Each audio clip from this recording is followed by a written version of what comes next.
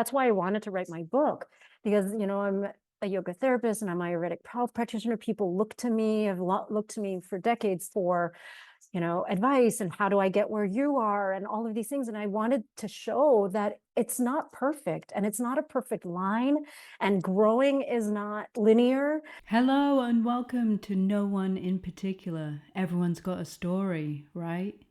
This is where we try and make a bit of sense of ours without pretending we've got it all figured out. I'm chatting with Serena Arora today, born in Canada with a Chinese mum and an Indian dad who met in Wales, of all places, which I love because if you've been listening, I have a real soft spot for Wales. Did you enjoy the last podcast with Sean Martin? With the US at war with Iran, that talk with Sean, he's a vet from the Iraq war, really opened my eyes. This podcast is going to be completely different. Serena comes from the yoga world. She's an Ayurvedic practitioner, so uses words from that world too, like feminine wisdom and bee yoga. Regardless if you come from an immigrant background or not, I think you're going to identify a lot with what Serena has to say. I hope your ears enjoy the vibrations, and please subscribe, and hope you like our chat. Thank you for listening. Are you in Costa Rica or Canada right now? I'm in Costa Rica. Costa Rica, all right. Yeah. Is it your Yeah. rainy season there or? No, it's very dry, very hot. It's been 40 degrees Celsius, like 38 degrees Celsius for weeks now. So I just got back, actually. I've been back for about maybe a couple weeks. So I went from very cold to very hot. Yeah, two extremes. Yeah. Yeah. How's your family doing? As good as can be expected. I was actually up there for 2 months, so I was able to really implement care. I fought, tooth and nail. My dad is he's 91. He's, I can do it. I can do it. And I'm like, Dad, just be her husband. You don't need to be the hero. You don't need to be the caretaker anymore, and just let the caregivers be the caregivers. And so I was able to get night staff and like night care as well, because she was falling, and she would get up in the middle of the night and sundown, and then she would end up falling, which was really difficult. And of course for him, he's not quick enough. And so finally she fell while I was there, and he was on duty, because he insisted. And so then she ended up falling, which actually she didn't hurt herself too badly, which is a good thing in my opinion, because he was able to really see, like, no, okay, I'm not capable. And are you in London? No, I'm not in Okay. London. Richmond, Virginia, which Okay. does have I love it. It does have a very huge British British. influence. This is where they Great. basically told us to, piss off and leave Americans alone.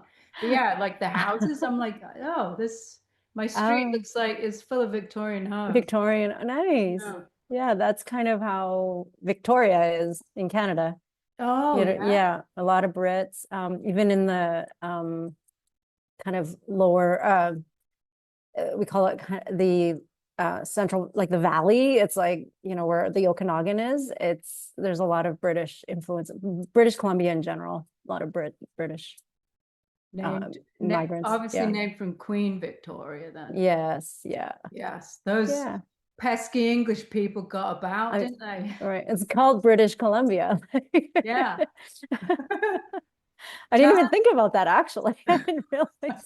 I was like, I knew that, but it was like Victoria, like, okay, Victoria. But then I was like, oh, British Columbia. Yeah. Oh, that's funny. Let's start with about your parents. Where Yeah. did how did they grow up? Where are they from? Where did they end up? Didn't they meet in Wales of all places? Your They mom and met dad? in Wales. My Yes. mom's Welsh. I was like, no way. I love Yeah. it. Yeah, it was beautiful. I call it, that meeting was for me the love boat, even though they weren't on a boat, but it was, such a beautiful connection because from across the world, really. And so my dad is from India, and he was born in a city called Peshawar. So it's very northern, which was then India still. And then after partition, he had to escape. He left as a Hindu family.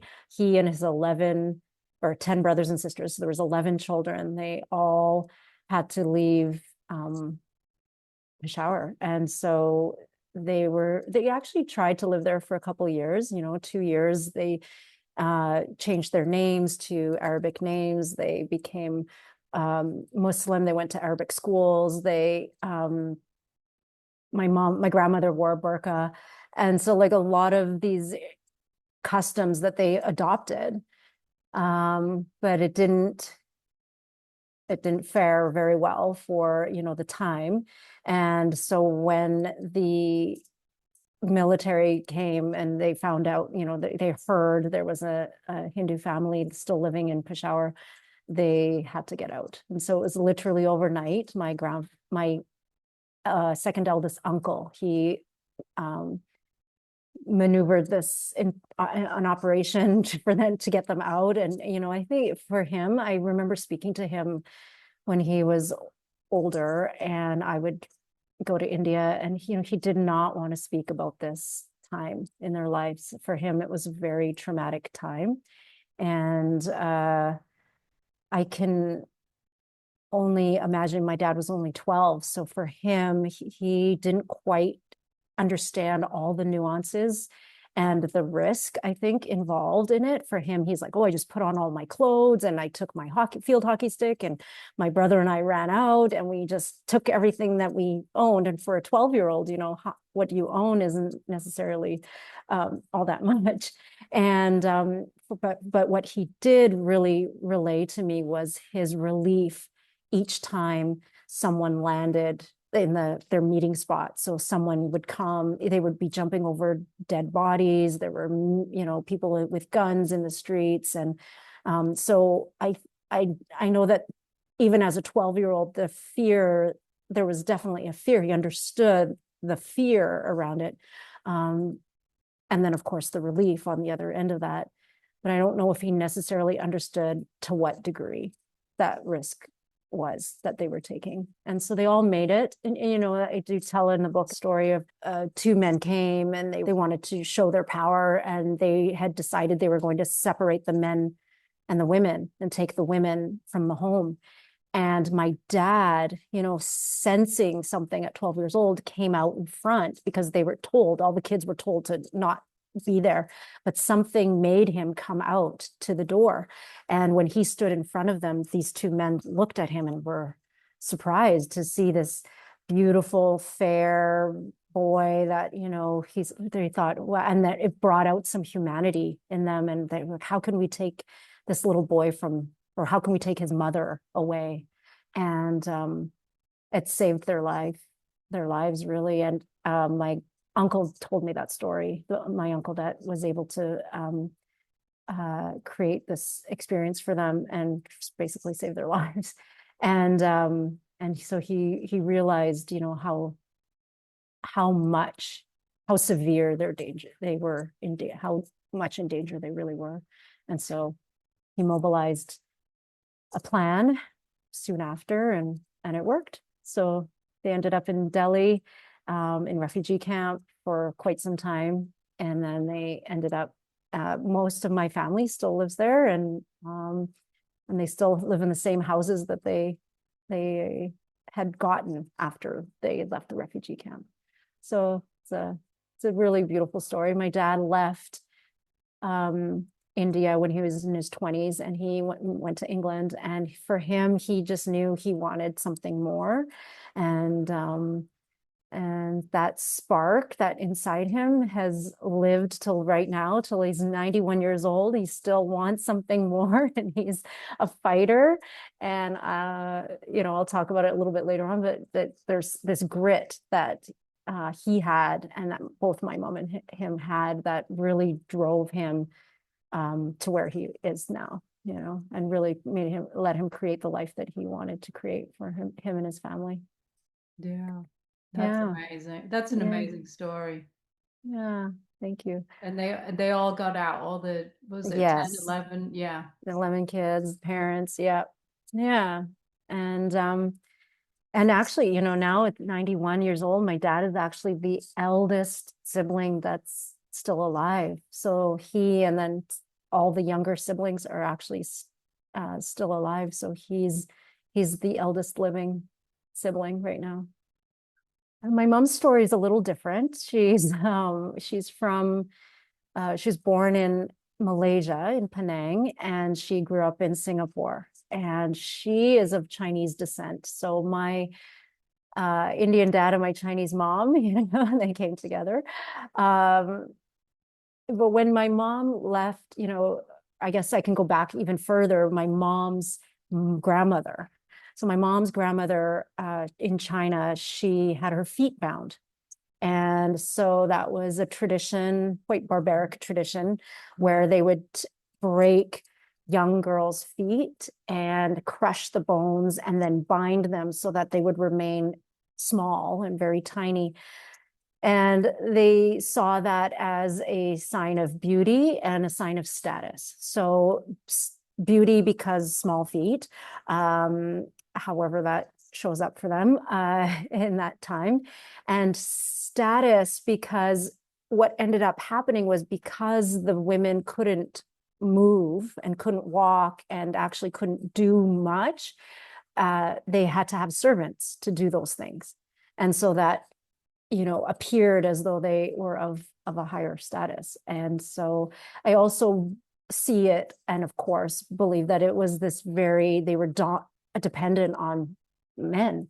It's a very patriarchal practice that was still happening in my mom's time. So her grandmother's feet were bound, and then my grandmother, her mother, escaped that same fate. So she ran away when she was young, and because she did not want her feet bound, and she found my grandfather, and they escaped to Malaysia, where my mom was born, and she had 3 sisters and 2 brothers. That's why, hence the name of my book, which is called Unbound. And I really do feel that even though my grandmother escaped that fate, my mother escaped that fate, I escaped that fate, I still feel that we've been walking on these eggshells. I walk on this lineage of fear. We've escaped something. My dad escaped, my mom escaped through her lineage, escaped, and we walk with this fear that we're carrying, and that is maybe not even ours. And I've felt that was mine to break, is that I'm really walking my mother for sure. And I see her as she's aged. She, her bunions have formed, and how many years, decades she has walked on these very tightly bound, unbound feet. And I really don't want to continue that pattern. The whole premise of the book is, you talk about Immi-Grit and immi-guilt. Can you explain to the listeners? I mean, this is the whole book, so you can't explain your whole book. If you could, Yeah, talk a little bit about those. I'd love to. Yeah, it's been, after the book has been published, I've really had some feedback around this.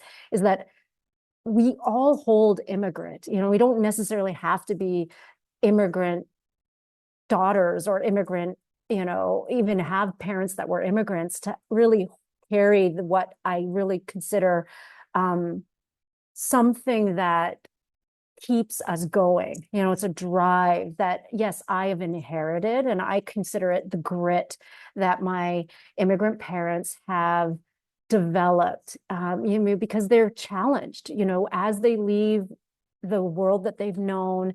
They are met with the unfamiliar, with the unknown. They're met with many obstacles, and something inside them keeps them going, and they have sacrificed a lot for a better, quote unquote, life. And so when they left everything they knew, and they were and they created something in a place that was so foreign.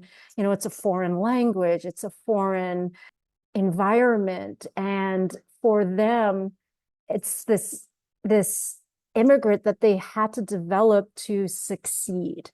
And because that's the premise, that's the goal of for any immigrant, it's like success. And what is that? And what's the definition of that for them? And for my parents who grew up in the during the war, Second World War, and you know, where food was rationed, there was a lot of you know, scarcity, and the scarcity mindset that they had. So for them, it to be financially successful, to be, you know, to be able to have a home and to be able to put a roof over their heads and our heads and food on the table, to them that is success. And then anything over and above that was great success. And so for them, that to me, immigrant is like the survival mechanism that just comes into play. And I definitely inherited that. And so for me, immigrant was like pushing, forcing, like pushing ahead no matter what. And so that in my privileged life, you know, I definitely had a much more privileged life, and that they were able to provide me with. I definitely felt that grit, that immigrant, and my aligned desires were conflicting. And so I pushed forward no matter what, but even if I didn't really, if that's not what I desired truly. And so that's when I started to wake up to the idea that, oh, I can have this immigrant when it's gotten me where I am, and where can I use it to actually move in a more aligned direction that felt good in my heart and in my body, and in that was right for me and my life, because I'm not living the life that my parents lived, you know. And that's where the immi-guilt comes in, is that I definitely felt guilty for having, for this life that I had, that they worked so hard for. And that is an inherited, I do believe, and I've spoken to a lot of immigrant, you know, kids of immigrants. It's like, yo, we feel this guilt, and it's part of it, I think, is innate, and it's kind of in the, but a lot of it is in the environment, like where in what they say, you know, it's like, you should be grateful for this, and we worked so hard for this. And like, you know, they do say it. They're, you know, Asian especially, parents don't have very much filter, and it's like they'll just say whatever they're thinking, and that, you know, they'll definitely speak into the fact that if you're not grateful, like, look at, you know, what we've had, and like, look at what you have. And we never asked for that. And so there's this part of us where that's where I feel is immi-guilt. It's like we can choose to carry that guilt, or we can actually choose to let that go. And I've really been able to let that off the hook, that that's not necessarily mine to carry. Yeah, exactly. Yeah. And you did mention that you don't have to be necessarily an immigrant to identify with your book. I mean, I'm an Right. English immigrant, but you know, the culture is very much the same, and obviously the languages.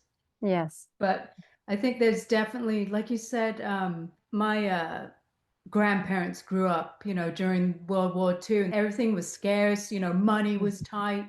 And then Yes. your parents inherit that. And there's always, I just always remember money. What are you going to do? You need to get a job. You need to get a job. You know, you have to go to college.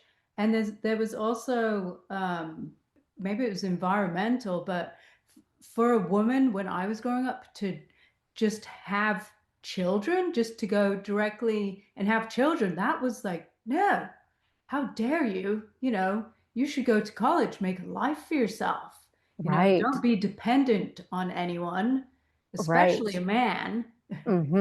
Because their generation, our mother's generation, didn't have a choice. There Exactly. was no choice. And so for them to see us, that we had the option and we had the choice to actually get educated and to be in this place of freedom, financial freedom, and a freedom of choice, for them, they were like, please don't make the same mistakes that I did, you know, and or that they, not necessarily mistakes, but that the situation that they were in themselves, that they, it was my mom, I believe my mom, I don't know if my mom would have had children if it wasn't really the quote unquote done thing, Yeah. and I mean, they're of such a generation that was not, to not have kids meant that potentially you were not able to have kids. That was maybe the only reason why you wouldn't have kids. But if you were able to have children, then that wouldn't be even a question. Yeah, you mentioned in the book your mother wasn't very, she loved you and your dad loved you and you came from loving family, but they weren't necessarily they didn't show you that. You didn't get cuddled. I think a lot of, especially Chinese, of Chinese descent, Chinese mothers. I mean, there's a reason why they're called tiger moms. There is a real interesting relationship with love. And my mother, especially, she came from a line of, I come from a long line of fierce women, and she did not feel loved by her mother. Mhm. And this was a very poignant trauma for her, because it has carried on over to being now as 86-year-old with Parkinson's and dementia. She has caregivers who love her and she cannot receive it. She is fighting that care. She has fought love from my father, all these years. They just celebrated their 60th wedding anniversary. And it's like 60 years of like pushing him away or keeping him at arm's length. And then when it came to children, yes, she did love us, and she could break a pattern that she experienced where she felt unloved. And she couldn't quite get to the place where she could show it in a way that we in the Western world, received love, and how we could see, I would see my friends' parents and how they love, like, I love you, always saying I love you to their to their children. And I remember asking them one time, I'm like, your parents tell you they love you? It's just this shocking awakening for me, that I'm like, wow. Or, oh, your parents sleep in the same room? It was shocking to me, because I never just saw these public displays of affection, and those were deemed shameful. It was like, do not show love, I never saw my parents kiss or hold hands or touch each other. I'm just recently seeing it. Now it's like my mother's really, like, she's in this place where she is very vulnerable, and she's asking for my dad, and he'll come and he'll kind of like hug her, and he's like, you're okay. She's like, am I okay? Because she's scared. And there's this fear now that they have suppressed their whole life. And that's where I feel is the immigrant. The immigrant is like, it overrides the fear, because it's like, yes, I'm fearful, but I'm not going to acknowledge that. So I'm going to just override it, and I'm going to just carry on, and I'm not going to feel fear until the very end. And so love, it's like suppressing fear. You're basically suppressing love, because there's no skill that was developed there. And, I do believe in this, I'm an Ayurvedic health practitioner and yoga therapist. So for me, I do see where it, not expressing love, not feeling loved, manifests in the body. And so I do believe my mother's disease comes from that not feeling loved from her mother, because, I look at the 4 girls, for example, her 3 sisters, and the youngest and the eldest sister were quite loved by their mother. And the 2 middle girls did not feel loved. And those are the 2 sisters that they're ravaged with disease. They have my mother's like neurological disorders and immune disorders. And the eldest daughter and the youngest daughter, healthy as can be. It's really interesting. It's fascinating to me. Serena, you have studied Ayurvedic medicine for years, and as many may know, it's an ancient holistic healing practice aimed at balancing the mind and the body and the spirit. Of course, it involves yoga. In your book, your uncle says, don't practice yoga, be yoga. What did he mean? Yes. My uncle in India, which is the uncle that, mobilized the whole plan for them to escape India or Peshawar. So yes, and he was my yogi uncle. I call him my yogi uncle. He practiced yoga till his last days. And when I left Canada, when I would go and visit India, and they always had this motto. It's like I when in doubt, get the F out. And then when in doubt, I would go to India. And this was so interesting for me because I would actually be studying yoga and practicing yoga and learning all these yoga. I would be in trainings and teacher trainings and those kinds of things, and Ayurveda as well when I went to India. And when I spoke to my uncle, he said to me, "Why are you here?" And I said, "Well, I'm here to study yoga." And he says, "Beta, you do not study yoga. You are yoga." And it didn't quite land with me at that time.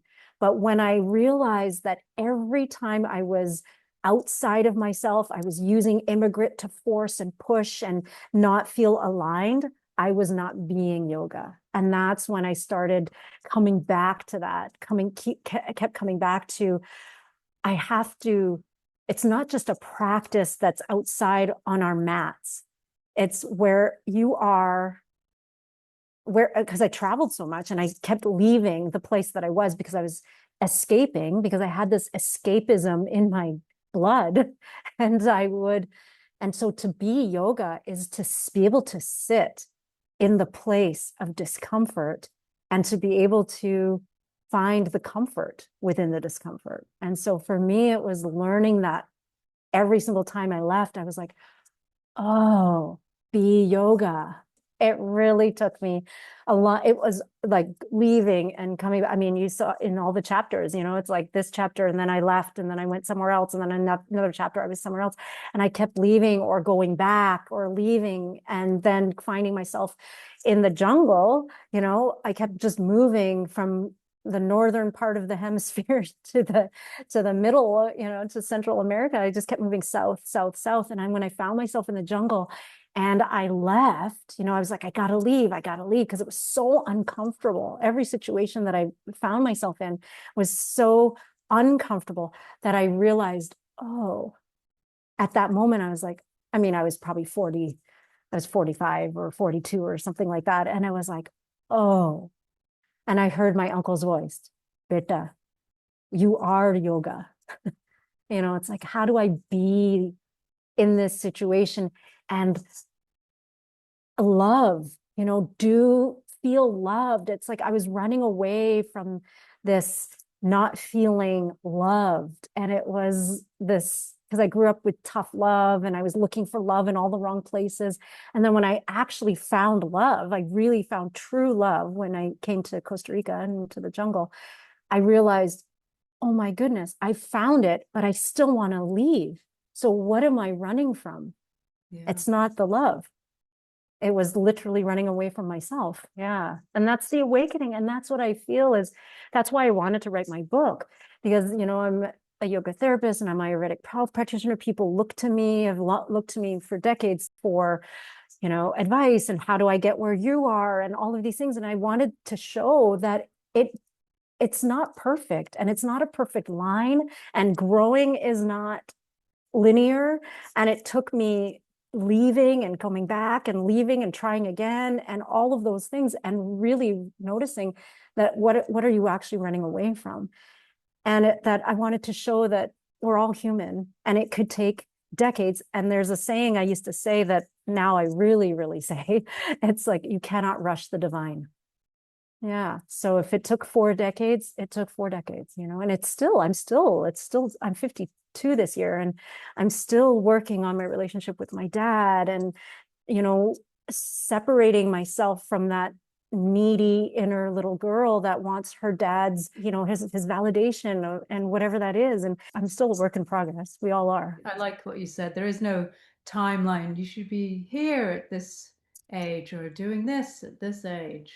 You're just continually learning and growing. And Mm-hmm. my first podcast was with my dear friend Lizette, and she's her parents are from the Philippines, and her grandma would always say, try until you die. And I'm like, Yes. yeah, Yeah. And that I love, and that's, I see that in my parents. I see that like they are just like, I'm not dead yet, and and they're just fighting till the end, really. And they will always fight. My mom will, and she said it, she goes, I'll always fight. And I was like, yes, I know. And I think about that. And I think there's something to that. I love that because that's sort of like, fighting is for something. And there's a time where we can really just surrender and accept life for how it is. Um, and then how much relief there is in that, and that we can stop fighting because the fight's not really outside of ourselves, the fight's within. And right. so, the sooner we can realize that, that's for me is like my parents are a red flag for me. I'm like, I do not want to become that. And so if I'm at 52, am I able to like actually realize and surrender and soften and accept and forgive and do all the things now? I'm praying that that fight within me will subside and, I can really, because it's ingrained in me. I have that fight, I have it. And so, yeah, I think that's the yoga. I think that is the being yoga. It's the surrender. Can we talk about Winona? Do you think every woman has someone like that? Do men have Absolutely. a Winona? I would imagine. Yeah. Yeah. I definitely think Winona I think everyone has one. Yes. And I do believe the Winona is the voice that we have grown up with. Whatever voice that we grew up with that was the judger, the criticizer, the, telling you you're not enough or just trying to protect you, like it's out of protection, really. I believe that we all have that. And it's something that it's even the doubt, the voice of doubt. It's like, oh, it's like, how do we listen to a voice of reason instead of a voice of doubt? And the voice of doubt is often louder and stronger. And I do believe it's because it was with us first, it's been with us for much longer. That's been with us when we were very little and before our prefrontal cortex was developed and that we were, it's embodied, it's in us. So yeah, let's talk about her. Winona for me, like dubbed her name Winona because she is the voice within me that wins at all costs. So she pushes, forces, controls, dominates, bulldozes, whatever in front of whatever she wants. And in order to get what she wants, she will do whatever she needs to do in order to make that happen. And it comes from fear, and it comes from a place of attempting to protect the little girl within me that was hurt. And so as soon as that little girl got hurt, because before that, there was no Winona. Before the little girl, the inner child within all of us gets hurt that very first time, our innocence is lost, or our world that we believe that we were experiencing is no longer that world for us, that's when Winona kicks in. And so I'm going to do whatever it takes for that to never happen again. And so for me, my experience with my dad in chapter 3, the Buster Brown chapter, that was where my little girl, I was expressive before that. I was embodied. I was like, free. And So since you mentioned it, tell our listeners about the shoe story. mm, yeah, well, chapter 3.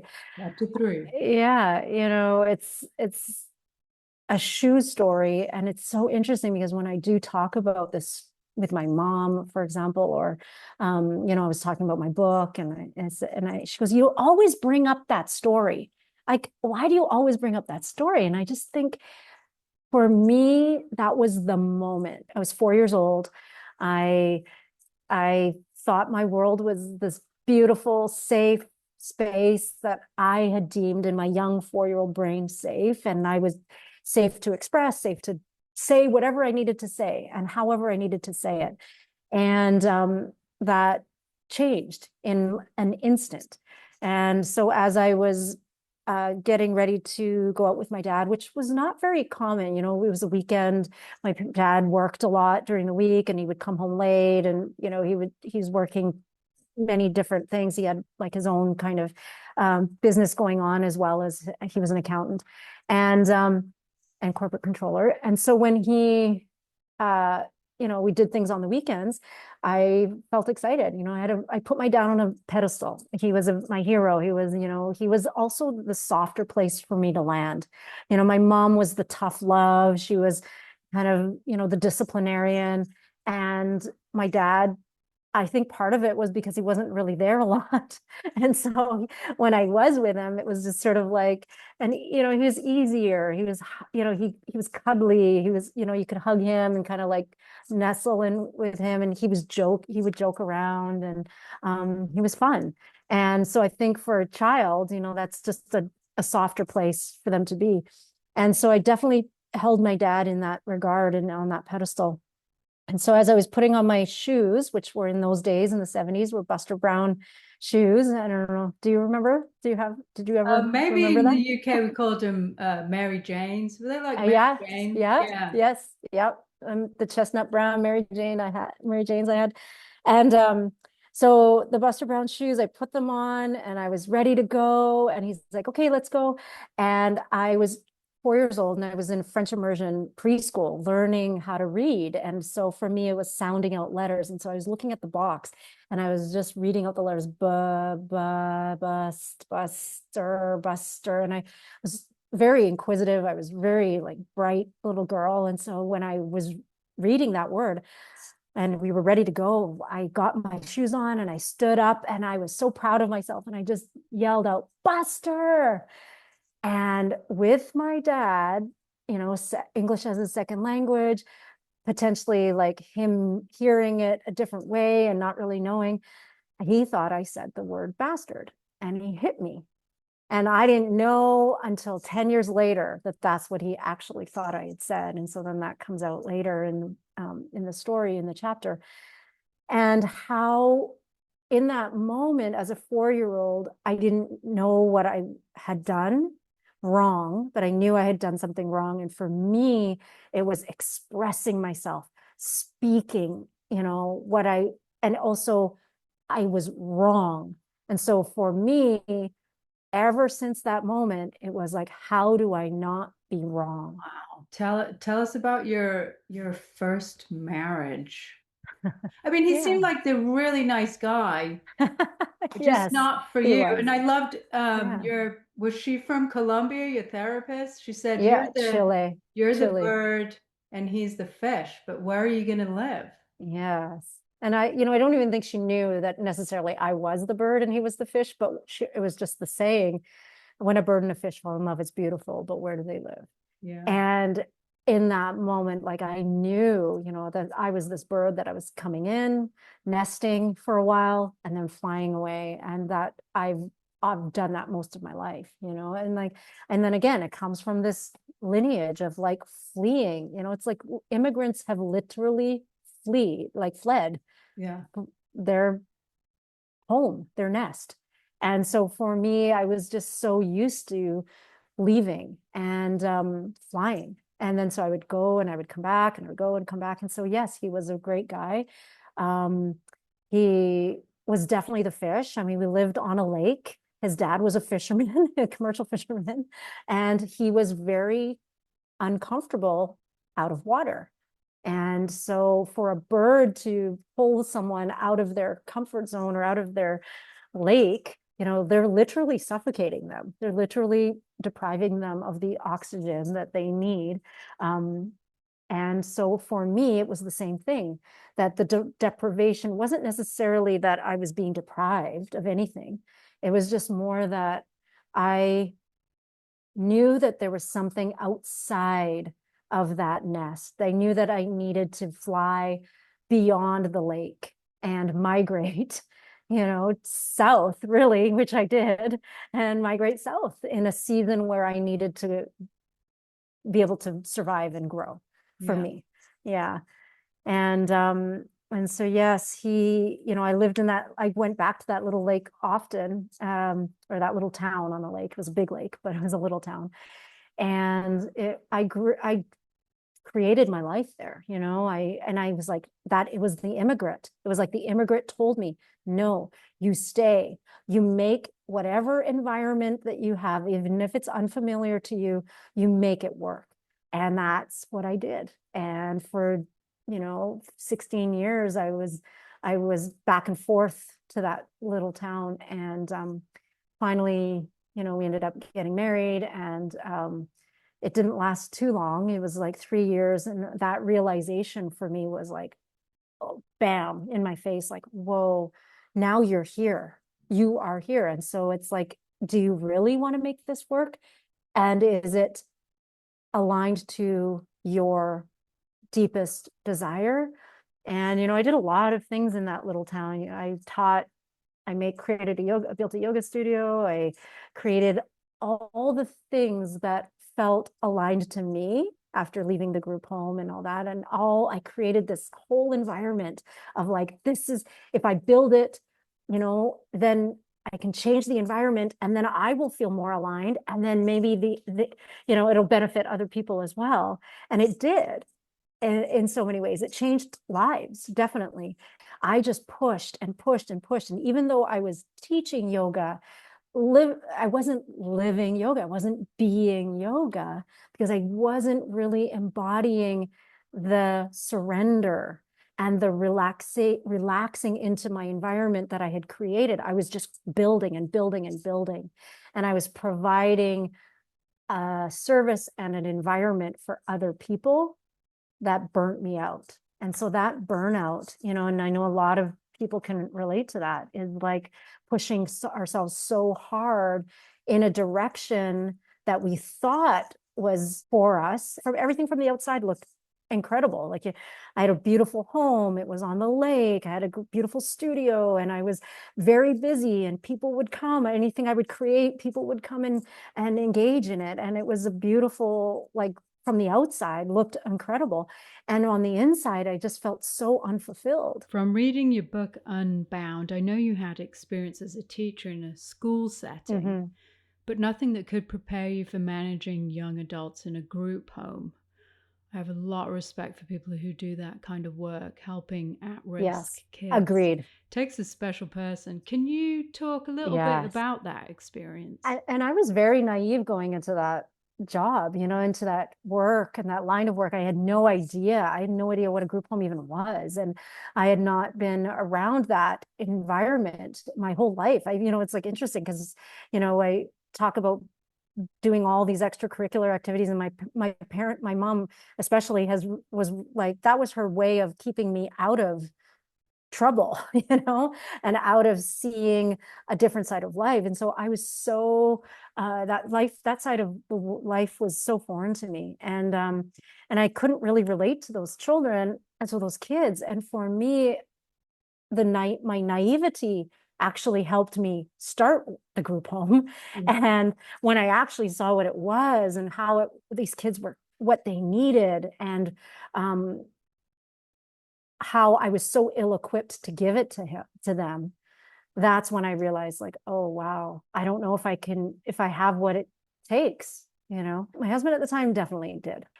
He is that calm within the storm. Maybe he is the yoga, he didn't really practice yoga, but perhaps he was inherently the yoga. He was being yoga, to these kids, and they felt it. You described reading an intake form, and I'm quoting here, that sounded like a horror movie script: addiction, abandonment, abuse, stabbings, shooting, and suicide. I would read this intake form, and then these kids would show up, and I couldn't even believe that the way they were showing up, just, they behaved like normal, regular kids, I mean, maybe not normal, regular kids, but like kids that were very, they've been hurt, and they've been hurt in ways that they didn't deserve, and hurt in ways that they really didn't know that they were hurt.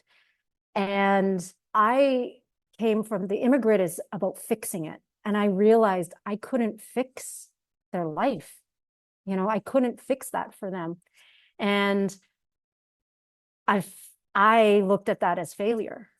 And so instead of making it about them, I made it about me. I'm like, wow, I'm failing at this.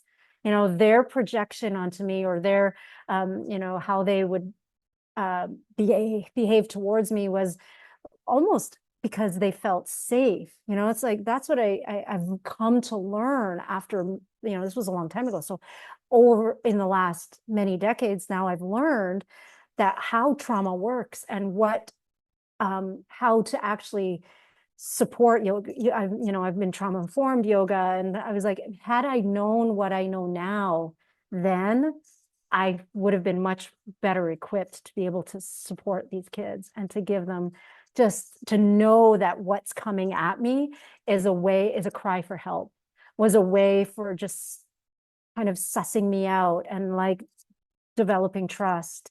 And would I be able to sort of be there for them in that way, which my ex definitely, he had that way about him. Does he still run the group home? I don't know. Yeah. Yeah, I'm not in touch, and I don't really keep up with that side of the world. I'm in the jungle, and I feel very isolated in the jungle, and I don't really. I guess, writing the book is very interesting. Like, writing the book has brought up a lot of my past and things that I never really had thought about before, but it definitely feels like another lifetime for me. Yeah. And I think part of that has been the growth that has happened and that has occurred just in the last 10 years, for sure. It's like just so much growth. I've grown more, like just being in relationships with, my now partner, and like being in a relationship with him. It's like, what I realized, how I was, before, it just seems like a totally different person. And I had to really forgive the woman that I was back then, what I was for my husband at the time, what I was for those kids at the group home, what I was for my students in the yoga studio, like what and that's the next step for me. I really feel that is the forgiveness of yourself, and the version of yourself that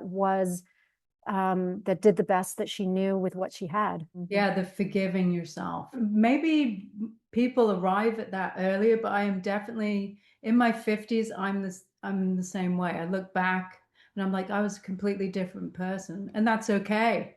And I'm not that person now, and that's okay. Yeah. And not to regret it in any way, shape, or form, because that's rejecting you, right? Right. And this forgiveness of yourself is what's going to heal my relationship with my parents, because I am accepting my mother. She's gone in her, she's not the mother that I knew anymore. And so for me now, she's, I accepted her before she left. I accepted her for who she was, not for us, not for who I wish she had been for me. And now I'm just in the process of accepting my dad the same way. As like, I have to accept him for being the person, who he is, and everything he's lived, and not have any expectation for him to be any different than he is for my mom, or for me, or for any of us, and it's like, to be able to do that, that's the next book, Lucy. Like, Yeah. Yeah. I look forward to reading it. Correct. And it takes, all of these decades. I mean, in my 50s, I think it takes that time to be able to stand and pause and look back on my life, and to be able to see all the iterations of who I was. Yeah. And also, you cannot change your parents. They are who they are. Right. And I think that goes for everybody. You cannot change your partners. You cannot change your children. You cannot change other people. It's like, we try, but that is Winona. That's the Winona doing that. And so the real embodied feminine wisdom is the woman who allows her children to be who they are, allows her partner to be who he or she is, and they are, and allows their parents, as we become the caregiver now, to be who they are and how they have digressed into a version of themselves when we were, if the roles have reversed. And it's like, how can I validate my parents now for everything that they're thinking, no matter if I think it's right or wrong, and I don't have to be right anymore. Mm-hmm. And it's okay for me to be wrong in it. And that's where the real maturity lies. And like, they never got the chance to do that because all they did was they were worried about putting a roof over our heads and food on the table. And so they didn't get the opportunity to see the world the way we are able to see the world now, and to be able to change and shift and grow into the women that we're meant to be. Yeah. And that was, yeah. And so to be able to sit in our 50s now and look back, I think it's a beautiful opportunity. Do you offer more than just yoga classes in Costa Rica? Yeah. I do one-on-one Ayurvedic sessions. So, and this is what I actually do and I talk about. It's not necessarily food, and yes, of course, it's food and lifestyle and all of things. And it's like, can you look back at your life and see the pivotal moments, like literally looking back at your memoir and looking at the chapters and the different stories of your chapters of your life, of your book. And in those moments, see where you lost your innocence, where was your Buster Brown moment? Where is it that Winona came to be? How has it changed your life? Mm-hmm. And how are we going to move forward? What are you going to implement moving forward so that you can actually surrender to what your life is going to be and change the environment? Because just asking the question. The question is always remains, are you contributing to the fabric of the well-being, the fabric of your well-being, or are you depleting it? That's it. Are you contributing or are you depleting it? And that's moving forward, and also able to see the future through their parents. And if their parents are no longer there, it's like what is it that you're running away from? What are you escaping from? What are you avoiding? And so it's everything that we talked about. And in one session, in one Ayurvedic session, they were able to see their life and be able to sort of get some insight and be able to move forward with one or two really great practices that will shift their life and the trajectory of Where their can the future. listeners find you? Just at my website, serenaarora.com. Okay. Aurora spelled Arora, so without the U. And where can they find your book, Unbound? Unbound is available on Amazon. The audiobook just came out on Audible. And I'm so happy you have an audiobook. yes. Because I like to multitask. Yes. Yeah, that's Yes. great. Yeah. That's great. We've got like 8 minutes left. I ask all my guests the same question when we come to the end of our conversation. You did mention the Rolling Stones, maybe once or twice in your book. I'm a big music head, so like, what's on your playlist? Who moves you? This could be something live you've seen, or just, and music is magic. So yeah. Oh, I love that question. So difficult. Ooh. you did mention Rolling Stones. You can't always get what you want. You can't always get what you want, and you get what you need. That is definitely true words. And are we able to ingest, digest, assimilate, and eliminate exactly what it is that we get in life? And that's the question. That's the big question. That is the big question. I've been caregiving my mom, and so for her music, she's listening to music. It's been so beautiful listening to the old tunes. And one of her most favorite songs, because when she lived in England, she was a nanny in France, and to learn French, and then she taught them English. And she loves Edith Piaf's song, Non, je ne regrette rien. No, I regret nothing. And it's just so beautiful because I want for her in this, before she moves on and before she passes and before she she makes that final step across what I call like the culture chasm, this big gap that she has traveled miles and miles and miles her whole life. She traveled continents.